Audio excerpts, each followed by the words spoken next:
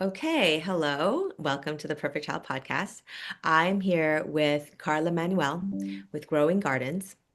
Growing Gardens is a Portland, Oregon-based nonprofit using the experience of growing food in schools, backyards, and correctional facilities to cultivate healthy and equitable communities.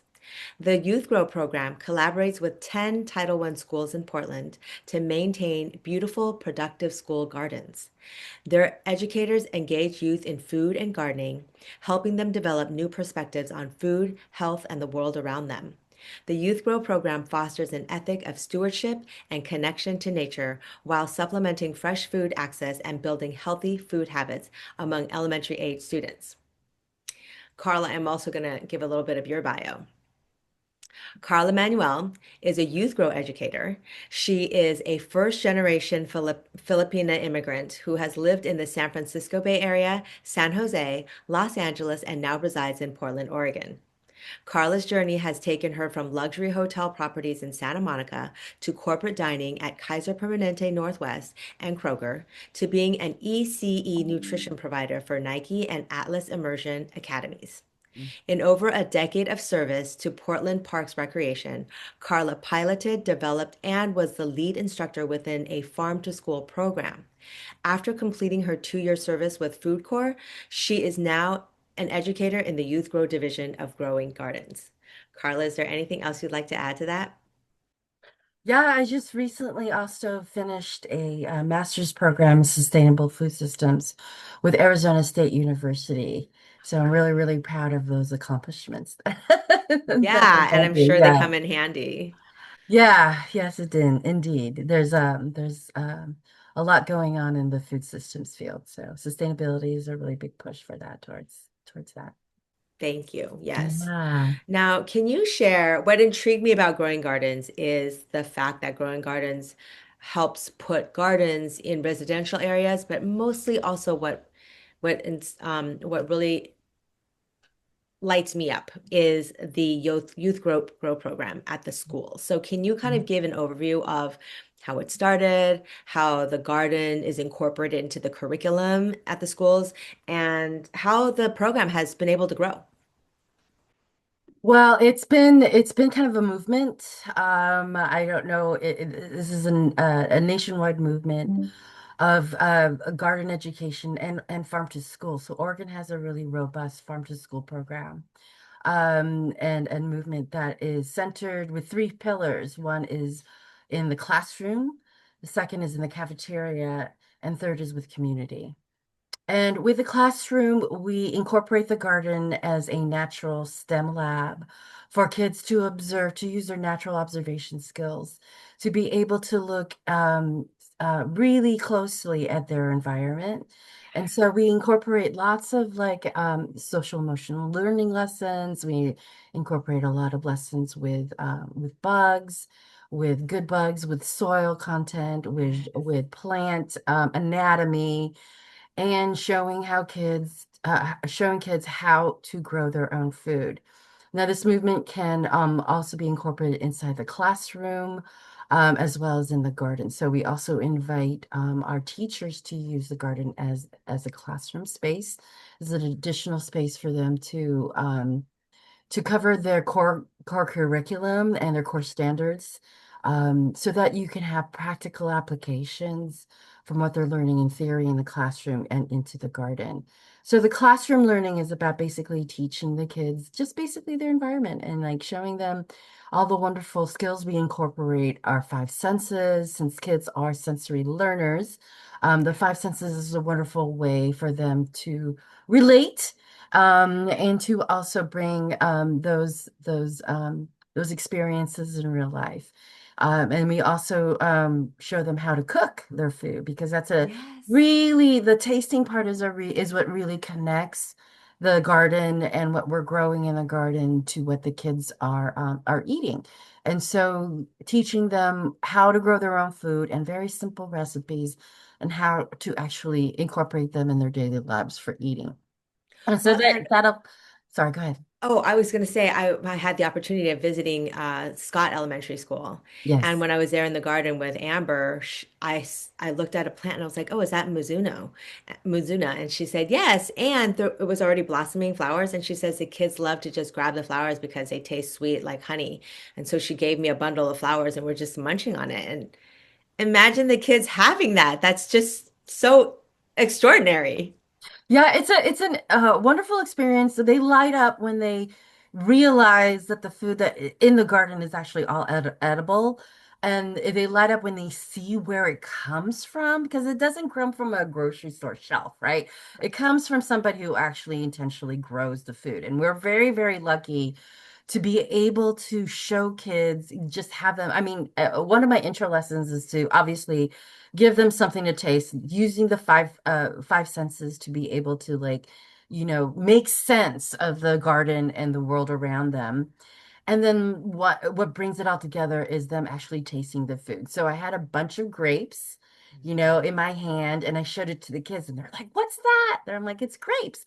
That is a grapevine. You will find grapes growing on that vine." And they were just like, and so they're all, you can see them all going underneath the grapevine and just Yeah. munching on the grapes and just having the time of their lives, just, and that connection to nature, that connection to the food systems really, really forms those neural pathways in their brain for some healthy choices as they grow into adults. And so when they realize what grows in the garden is actually something that they have agency with, that they can actually do it themselves. They have it in their schools, so they're free to be able to like explore and taste the different types of foods. We encourage them to be to have to be courageous and trying new things, even if it doesn't if it, even if it's not something that they're used to or that they're familiar with. We encourage them to taste the flavors that are in their garden, because I don't know if you know this, but what you grow in your own garden and what you get in the grocery store are two different flavors. The Completely nutrient different. density that's in the garden or whatever you grow and ripens on the vine Yes. or on the leaf is far more delicious than Yes. you get at the grocery store. And so that deliciousness is a really huge link for us to like have them understand how what nutrient dense foods taste like and how that works. And then we incorporate that into the second pillar of the farm to school model, which is the cafeteria. So Youth Grow is really intentional about bringing tastings or cafeteria tastings to their lunch period. So kids have like, and in our school, they have about 15 minutes to have lunch. So it's a What? really, yeah, That's it's a it? 15 to 20 minutes to have That's lunch. not okay. It's a real, it's an interesting standard for a lot of schools. Not a lot of schools have a lot of time. When I was growing up, I remember having at least a Oh, we half had an hour. hour. We had an Yeah, hour. half hour to an hour with having lunch with Yeah. recess. It's incorporated with recess. So our kids have like a really short time to have their lunch. It's not physically good for them to digest their food that fast, but it's an opportunity for us to be able to reach all of the students in the school because all the students have their own lunch period. So there's a Yeah. 4 hour set of time that we're able to show kids different ways, and we also incorporate a lot of culturally relevant foods in the tastings. A lot of seasonality goes into the tastings. Yes, please. We bring in produce and fruits that are grown from local farms in our Portland area. We bring them in, we clean them, we put the recipes together, and then we distribute it out to all of the 10 educators in our 8 schools. So we have a block of time for them to taste something very different that they wouldn't normally have in their homes, but with bright, beautiful colors that are seasonal and are available at that time of year. The cultural relevance is a huge way for us to incorporate that identity because food equals identity. And when you have something in your school that's provided in an area where you wouldn't normally think that it would be in, it really kind of expands our students' minds of what food is supposed to like, all different cultural ways that foods What's are an example of represented. that? Well, just recently, we in January we did a what's called a cortida, which is a Salvadorian pickle with red cabbage and onions and garlic and carrots and all these like wonderful food that you usually have on pupusas. Yeah. And so we were able, and it's a beautiful bright pink color, Yeah. and we were able to have the kids just try. It's just a simple pickle. It was Yeah. made like that the day before that day. So it's really something simple that the kids that we can make that's not as, not as labor intensive. Although it is because it's a large amount. If you're like feeding 8 schools, it's a lot of produce that you have to clean and break down. But when we give it to the kids and they're surprised because not a lot of kids get this at their daily house, right? Unless you're Salvadoran No. or No. unless you're Hispanic of some sort. And Right. when you bring it in, it just how they light up when they taste all the different flavors and the textures of Yeah. the crunch. It really brings a different world into the life. And the kids who are used to having this flavor or this type of food in their daily lives are just so incredibly pleased to see something that's part of their identity that's served in their school. So that's a really big, important aspect to what we do with Youth Grow and the school farm to school movement. That's so And then good. in February, because Portland is surrounded by roses that grow wild out here, Yes. and we incorporate a indigenous practice of gathering a wild rose hips from a farm. Yes. So Uh-huh. rose hips are incorporated in with cinnamon and cloves and jamaica and a little bit of cherry juice, and we made a tea with it.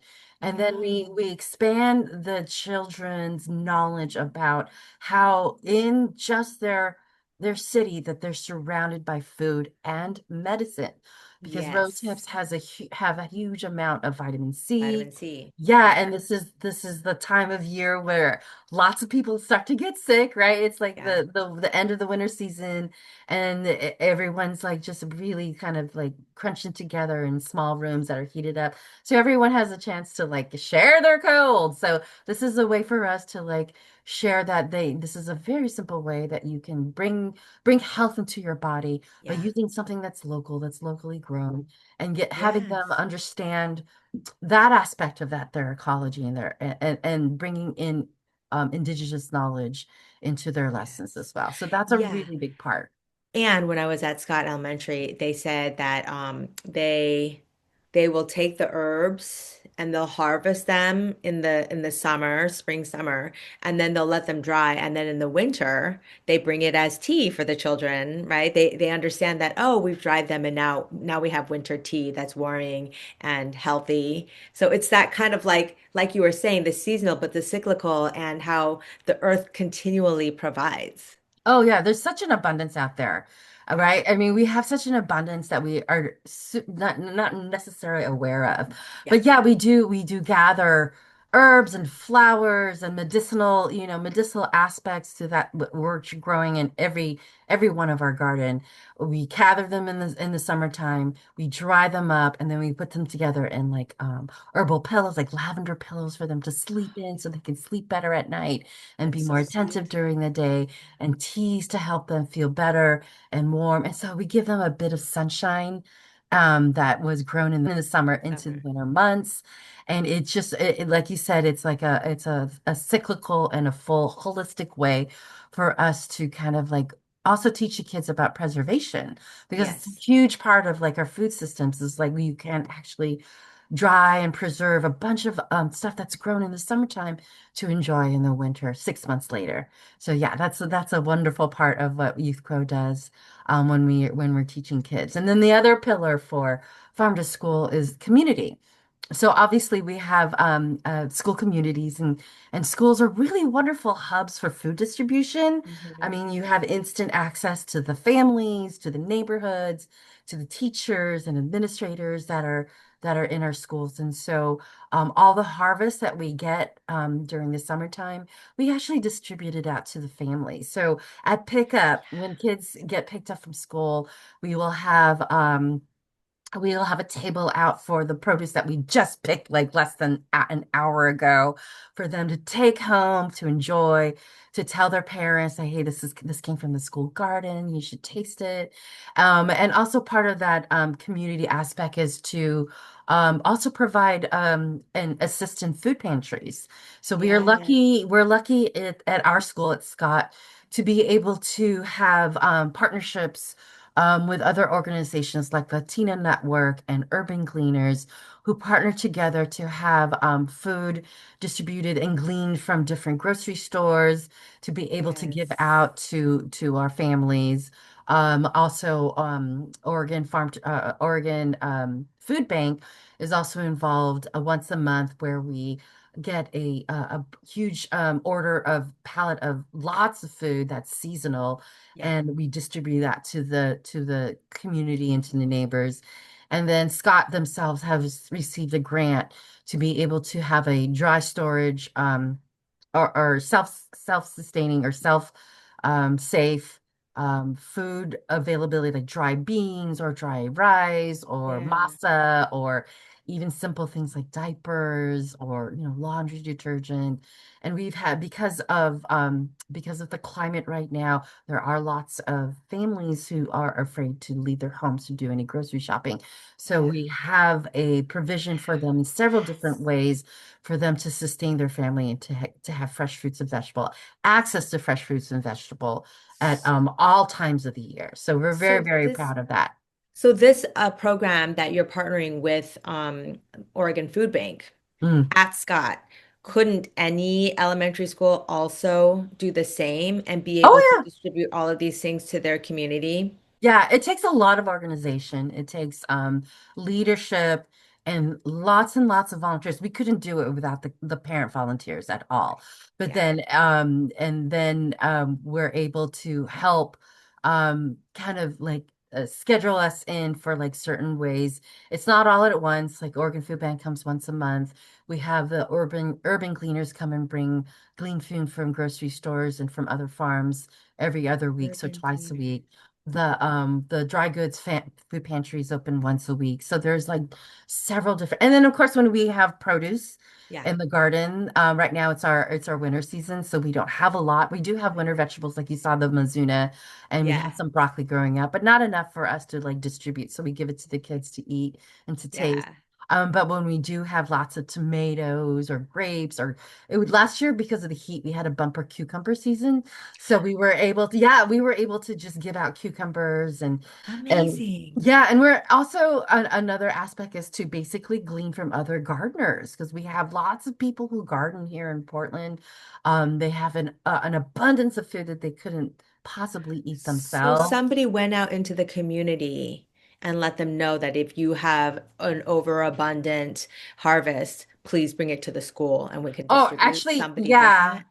Actually, it's basically just by talking to people and talking to those friends who gardens, and I'll go in and I'll harvest whatever it is they have, and then I'll bring it over to the Yeah. school because it's a lot of labor to it's a lot to ask from Yes, someone. yeah, They're yeah, already donating the food that they've actually put a lot of love and a lot of work into, yeah. and it's just a way to connect with other people in the community. It's a real community building aspect.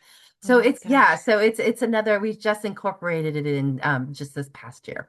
I see this being a whole community thing where you could actually incorporate the harvesting of overabundant vegetable gardens around the neighborhood. You could incorporate that into the middle school curriculum where they go to the houses that have, farms and stuff, garden grows, and they manage that. And then you could get partner with like a corporation within the community that has they like how like a lot of big corporations have like volunteer days and they encourage volunteering. So then you encourage this farm to school volunteering so that they manage and then the parents sort of support it if they're able to, right? But it's managed by this corporation, employees from the corporation, and then you have the middle school and the high school also built in to harvest, and then the elementary school distributes, or maybe all the schools distribute. Like let's Yeah. make this into a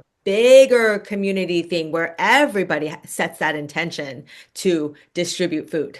Yeah, there are some, some barriers to it. I mean, schools are very protective of their kids, so it's like there's some like you have to go through for the Oregon Farm to School or sorry, Oregon Food Bank, you have to go through the PPS's volunteer program where they ask for, you know, in order for anyone volunteering in the school, they have to go through background checks. So Of course. there's some logistical things that need to Yeah. be handled. But yeah, if we can do it at an Yeah. elementary school level, Yeah. and Yeah. if we have the passion Hmm. and the motivation and the leadership to be able to organize this, and we are very, very lucky. We have a really robust PTA program where we have lots of parents who are involved in the events that are happening in the school. They're very highly aware of what the needs are in the school. We have a green team through the PTA program that solely concentrates on the garden and helping with volunteers because it's every Amber, my partner at Scott organizes the volunteers for like we do community care days or we do cleanup days to help prep before school starts and in the winter before but and in the spring we're actually having another community a cleanup day right before Earth Day to be able to beautify the garden before we have a big Earth Day event at the school. So there's many, many, many, many opportunities for both corporations and families or people in Yeah. the neighborhood, seniors who have some time to be able to help out at their local schools. We do get a lot of corporate volunteers as well, and that's also handled through our Growing Gardens um, administration as well as some administrations through the district. And we like our corporate volunteers to help us Good. with like garden care because that there's a lot like in the spring. Yeah, there's a lot of cleanup. There's a lot of stuff that needs to get done. There's a lot of like soil that needs to be put in. There's a lot of compost that needs to be put in. There's a lot Yeah. of weeding and pruning and just beautifying the area that needs to be done. And you saw the gardens at the school, and we have not just one Yeah. garden, but we Oh, have you have so several many. gardens. Yeah, Yes, all yeah, throughout the school. yeah. There's a Yeah. 360-degree viewpoint of all the plants that we have Yeah. put in. We put in trees to help with shade relief. Some of these old buildings have really old HVAC systems, and it doesn't Yeah. really help when it's 90 degrees outside and you're in a kindergarten first or second grade class and it's like 100 degrees in there. There's no I wouldn't be able to concentrate on Right. anything in that. So be Right. able to like see where and this was partnered with PPS. They were able to like break up some pavement in order for us to plant the trees. We also had a partnership with Right. Friends and Trees who help provide the trees and who Wow. help care for them while they were being established. And so it's So a lot. Yeah, there's a lot of moving growing parts. growing gardens coordinates all of that. Well, that the Growing is just one partnership that does it. We Mm, rely on several partnerships, several yeah. nonprofit or school or volunteer programs. And we're very, very fortunate here in Portland to have many, many, many people who really care about our environment, who care about our nature, who are environmentalists, who so there's like lots of like for instance, Latino Network is one of our nonprofits that are in the school. They're connected with the Sun School program with the Schools Uniting Neighborhoods. But they also help with like a resource um, gathering for families who are in need. So they're the ones who have like connections with other schools or connections with other nonprofits. So it kind of like it's a ripple effect.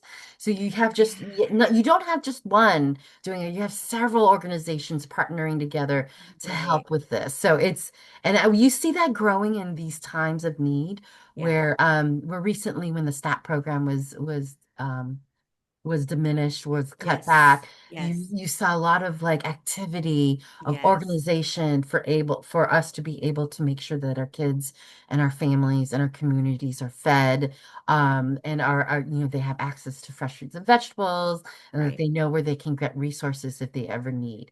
So it's Yeah. been a That's wonderful, beautiful. yeah, it's been a wonderful way to community build. And I So and go ahead. oh, I was just going to say, Growing Gardens, what you're in 8 schools now, not 10. I believe it's 8 schools and ten educators. And Oh, it's because that we don't have the capacity to extend right now. I see. Our funding is mostly from grants. And so Hmm. that has, since COVID, it has shrunk a lot.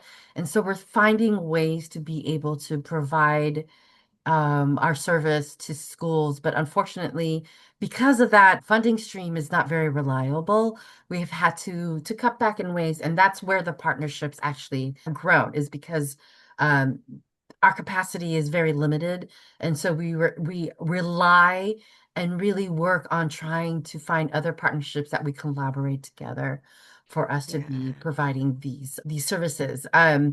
That's not the same in other, in other states or in other districts. They have different funding streams available. Maybe the district has the money to be able to provide this. Maybe there's a special bond that are accumulated from school districts, from the counties, or from the people living in several counties. But yeah, it's been an interesting experiment on collaborating with other partnerships, and it's been very, very enriching. And really, the ones um who are being who are winning on this is our kids, and that's what really matters. And that's all that matters. Now you work for Growing Gardens. Correct. We're one of the three divisions of Growing Gardens, so And go ahead.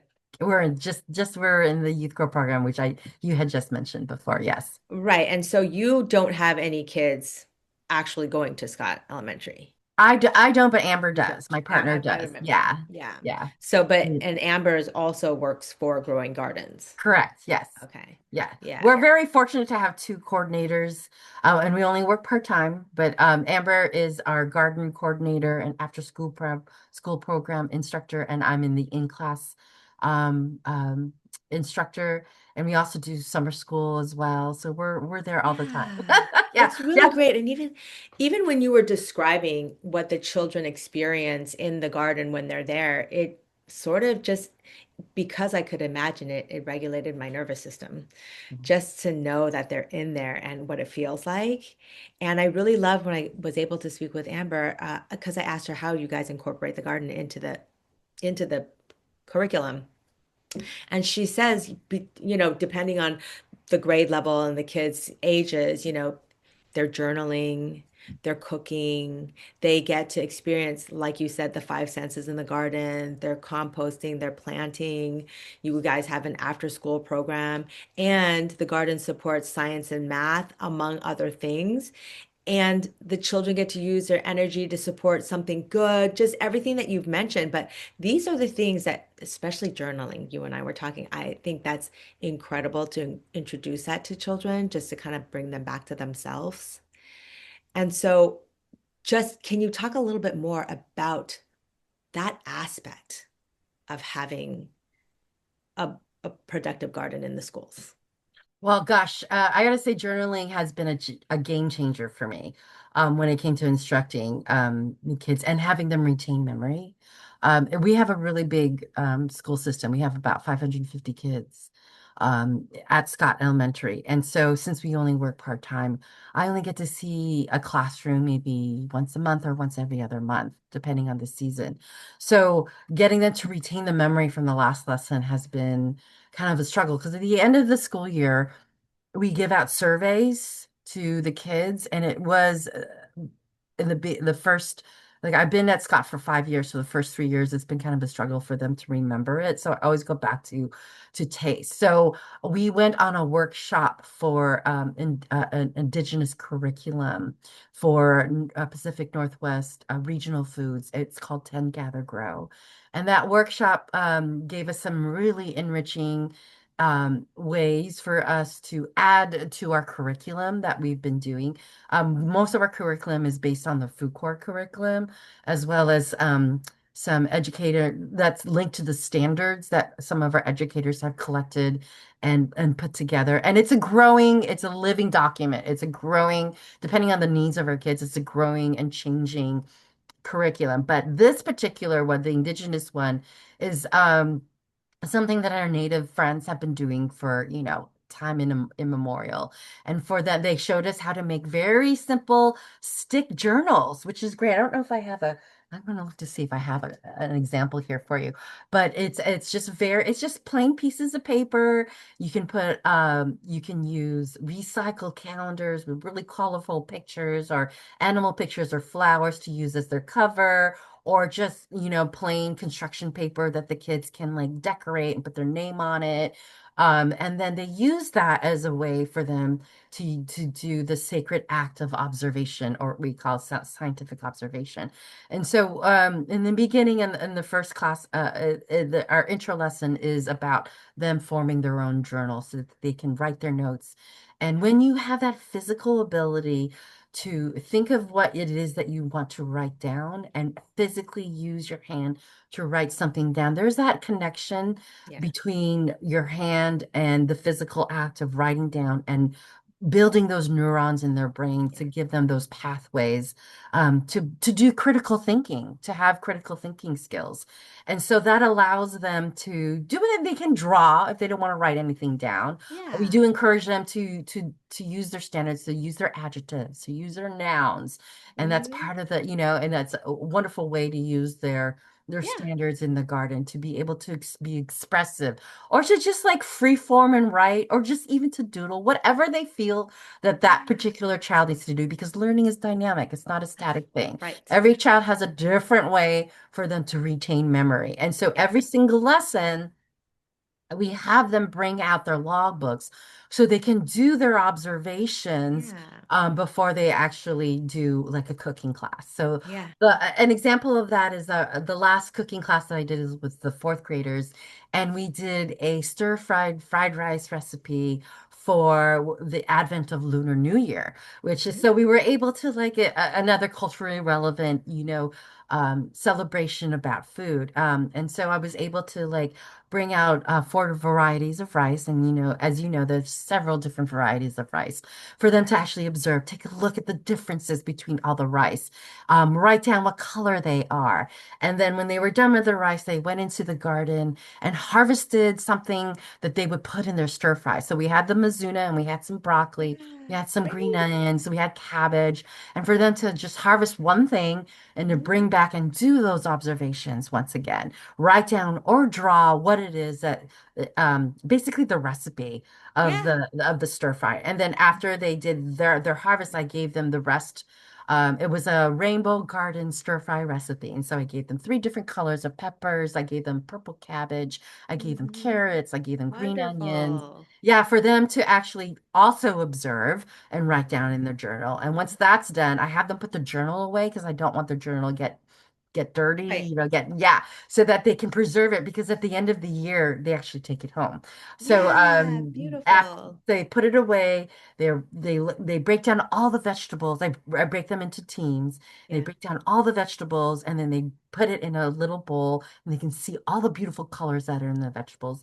And they bring them over in teams to actually do the stir fry. And so it's very, very, very simple, Yeah. away. And while the other teams are waiting for their turn to cook, I give them chopstick and cotton balls, and they have a chopstick challenge. What? So Yeah, because fun. kids need to be constantly doing something. It's all a hands-on experiential learning, right? Yes. And it's a way Yes. for them to retain their memory too, because Yeah. if at Yeah. the end of the year it's like, do you guys remember the fried rice recipe? Yeah. Maybe. And I'm like, but what about the chopsticks? Do you guys remember? And then they're, oh yeah. And then so that triggers that memory for them to understand it. Yeah. So at the end of the year, I give them their journals. I have them read it to go through all the lessons that they've Oh. done. And then we ask them simple questions, what's your favorite thing to do? What was the most like intriguing thing that happened? What was the funnest Yeah. thing? What was the least liked thing that you like? And they'll put it in their journal and they'll remember it. Yeah. And so we'll have enough evidence that they can put in their survey that we can then give back to the grantees to prove that our program is worthwhile. It Oh my, really, it's really, it's really is. incredible that you have to prove it in that way.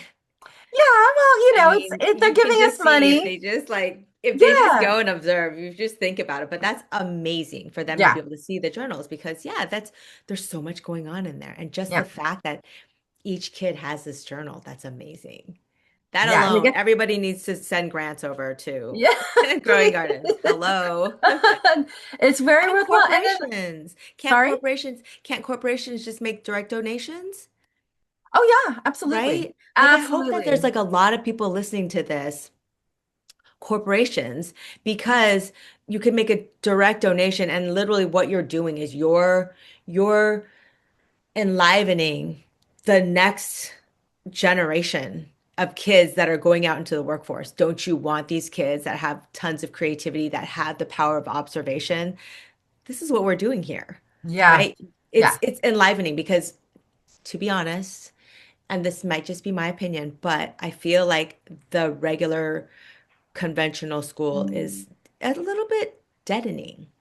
It doesn't enliven the senses. It doesn't allow the children to feel into their bodies and regulate their nervous systems and understand themselves in the context of the greater world. And what you guys are doing is you're starting that early. Can we continue that? Can we keep continuing to growing gardens into like 50 schools, 100 schools? Can we make this happen? How do we make this happen? yeah. That's our goal, for it to be like a standard practice for education. We've done some. There's been some studies out there since COVID that children's brains are different now, and it's harder for them to have the standard traditional way of learning, which is like the teacher lecturing and then absorbing all of No the one's knowledge. ever It's been very, able to very learn that different way. now. Like there's a lot of digital aspects to learning, but it's also limited when you're just learning from a computer. It's very, very limited on what you could do. But Yes. so outdoor, hands-on, experiential learning, access to fresh fruits and vegetables, understanding sustainable ways of how their food systems can be changed where it's nutrient dense rather than having to sit in a warehouse for, for days and days and tasting the difference between varieties of, say, apples, for instance, or berries, or different ways that citrus, like oranges and Yes, nectarines, and so many different so kinds. many different ways. And it really is a practical way for them to connect the theory that they're learning in the classroom outside in the real world. And you're out in the garden, you're out in nature. You have fresh air, you have Yes, sunshine, or in our case, we have rain, which is fun. Our kids got it's great kids learn too. in the rain. That's how we Yeah. grow. Yeah. Our kids have wet feet, they're on, they're very, very used to being out in the rain. And so it's a wonderful addition, if not almost like a needed way for us to shift our education system and And I to would be that. imagine that the teachers really appreciate it too, because as a teacher, I would imagine that it feels good to get out in the garden as well with the children, see their joy, and regulate your own nervous system because you're out in sunshine or rain or just out in the elements. Oh yeah, yeah. I get a lot of thank yous from the teachers. I get a lot of like reports from parents. It's like, how did you get my kid to eat kale? Or it was Right. like, what is this tahine you're talking about? Because we put tahine on cucumbers Yeah. and Oh they're just like munching. What is this spice that I'm supposed to have at home? Or, it's like, what are recipes that we can do? I mean, we do a lot of take-home kits too with Youth Grow. One of them is our green salsa kits. Yeah, so we have the fourth graders go in and we may have them make green salsa every October. Tomatillos and my onions God. and garlic and blah, blah, blah. So we have the kids actually make it themselves. And then we put together take-home kits of all the ingredients and the recipes in little, little bags. The And so they kids do take, that. yes, They make the kits. they take it home, they make it for their families, and they wow their Amazing. parents. Yeah. So it's really wonderful. I mean, that's the whole Yes. point, right?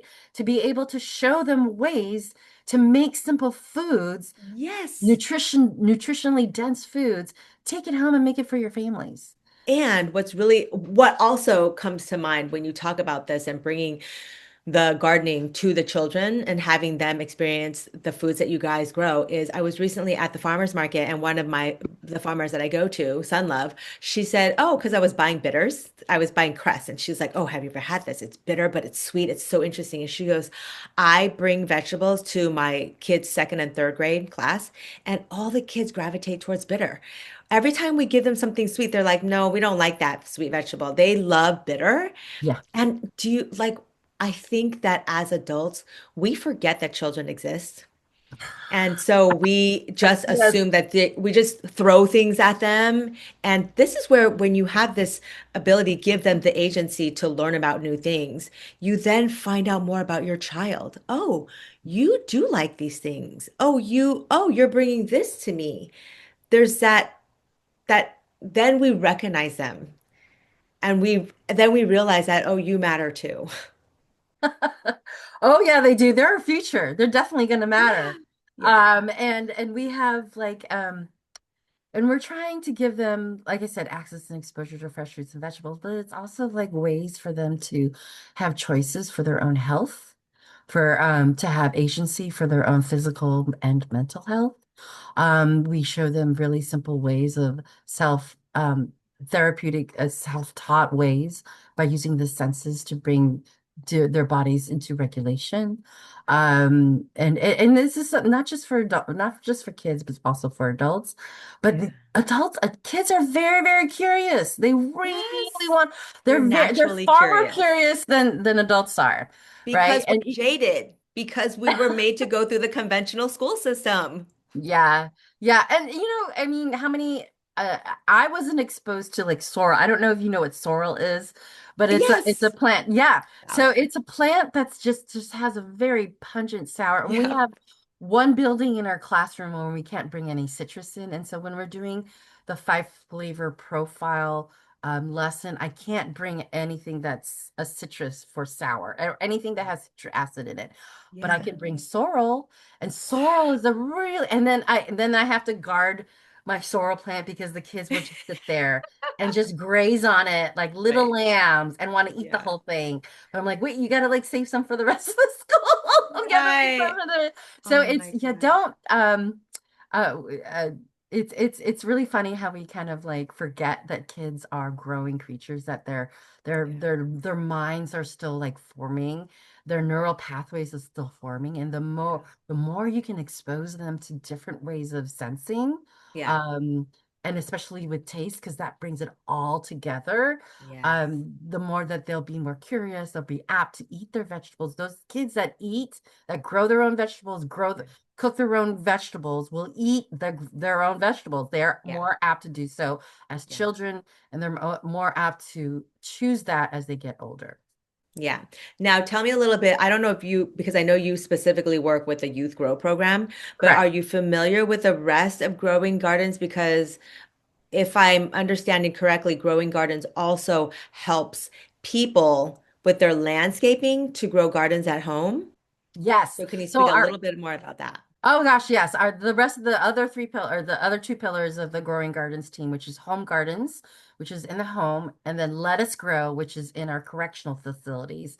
And when you think about therapeutic ways that adults can incorporate, and healthy ways that adults can incorporate fresh fruits and vegetables in their life, whether you're an apartment complex and don't have a balcony or just have a sunny window, or you do have space in your gardens, we help communities build gardens, show them ways of how to take care of foods, give them starts for them to start Okay. in their own garden, vegetable starts that are Yeah. either that we grow in our own greenhouse at Growing Gardens, which is a new thing, which is we're really, really excited, or donated from like nurseries.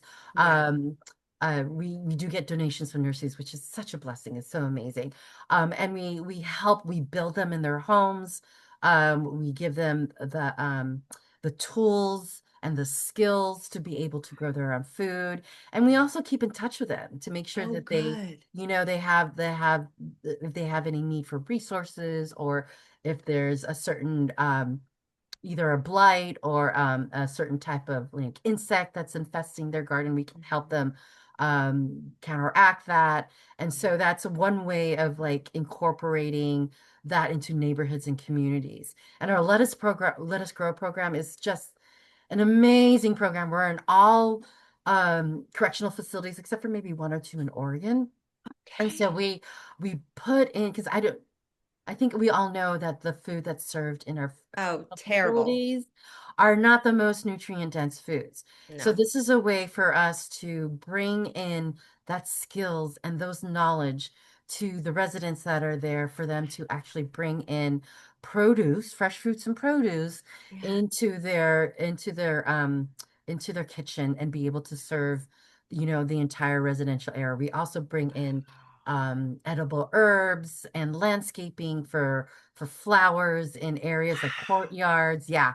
Amazing. Our director who's developed that for Let Us Grow is just an amazing creative human being and a heartfelt human being, Rima Green. And for it, and it's not just the gardens. We also do, I think some of the Let Us Grow facilities have hives, so they learn how to be beekeepers.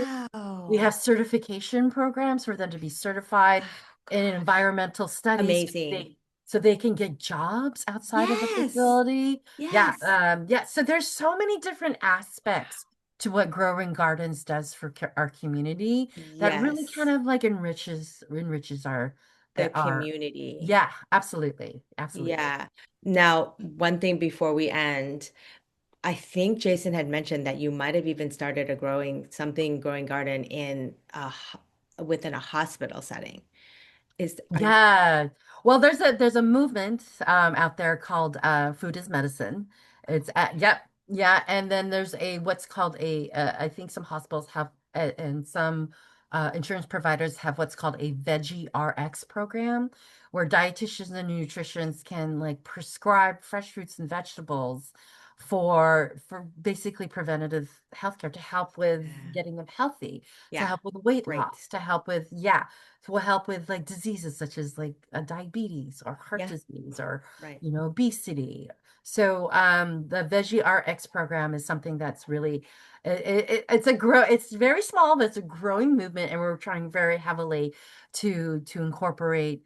Some hospitals do have gardens, and so we're able to kind of like Help serve in them. those gardens and do some teachings or do some like Okay. lessons for community members or patients or even the doctors and nurses who are interested more in the Veggie RX program. But yes, if you ever interested in, go look it up. There's a huge movement out there as food is medicine because it Okay. can I'm gonna be, look it up. and Yeah. it is, It and it is. has It been. absolutely Yeah, is. and it has been for centuries before the modern, medical system. Our Pharmaceuticals. indigenous friends have been doing it for eons. Centuries. Yeah. Yeah. So it's there, and Yeah. incorporating that knowledge into Great. regional cuisine is and what's can grow regionally in each area. Yeah. Everyone has an ecosystem. Even every garden has an ecosystem. Yeah. So it's like Right. really paying attention. So again, we go back to that sacred act of observation and just knowing and slowing down, right? I mean, that's part of the Yes. gardening is slowing down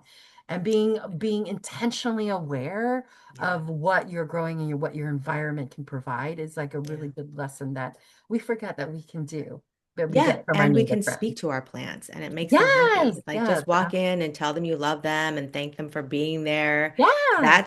That also helps them to thrive. Right. Yeah. There's lots of studies out there that plants know. House plants know when you're home. Plants, Yeah. plants know when you're there. They know who's providing their nutrients, who's helping. And there's a whole like system of communication from trees to the Yes. mycelium program. I mean, plants are highly intelligent, highly, highly So intelligent. We many shouldn't take things it on for this granted. earth, yeah, are. Yes, Thank you so absolutely. much, Carla. Thank you for your time. Is there anything you want to add before we end our time together? Well, I would like to add that don't dissuade the fact that kids can learn. We can get them learning about very simple science things just by observing in the garden. You can learn math, art, language. There's a multitude of ways for both kids and adults to remain curious in their ways. And if we can grow that curiosity, we can help the land and then we can help ourselves. Yeah. So Thank thank you you. so You're much. welcome. Thank you for having me, Belinda. Of course.